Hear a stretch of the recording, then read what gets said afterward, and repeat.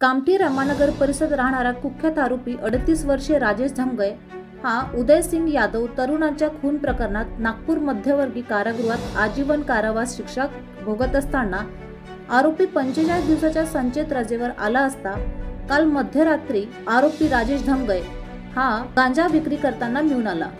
जुनी कामठी व नवीन कामठी पोलिसांना मिळालेल्या गुप्त माहितीच्या आधारे आरोपी राजेश धमगय हा रमानगर येथे गांजा विक्री करताचे मिळून आला।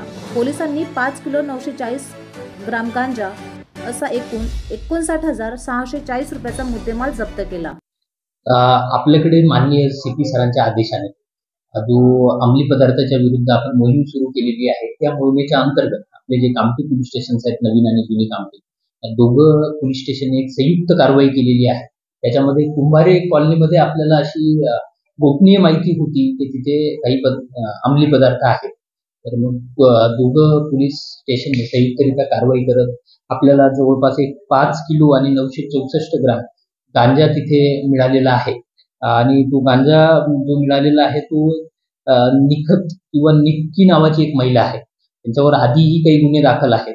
तर त्यांच्या मालकीच्या घरात तो मिळून आलेला आहे आणि आपल्या प्राथमिक तपासात असं निष्पन्न झालेलं आहे की त्या महिलेसोबत एक सिद्धार्थ राजू धमगाय नावाचा पुरुष आहे, तो देखील एक हॅबिच्युअल ऑफेंडर आहे, सराईत गुन्हेगार आहे, त्याच्यावर इतरही गुन्हे दाखल आहेत। सध्या तो अभिवचन रजेवर बाहेर होता, तर तो देखील याच्यामध्ये समाविष्ट आहे आणि इतर अजून 3 गुन्हेगारांची नाव समोर येत आहेत। तर आपल्या टीम्स आपण डिस्पॅच केलेल्या आहेत या तिघांना कस्टडीमध्ये घेण्यासाठी आणि यामध्ये अजूनही काही ठिकाणी अंमली पदार्थ ठेवण्याची शक्यता नाकारता येत नाही, तर त्या अनुषंगाने देखील आपली सर्च मोहीम चालू आहे।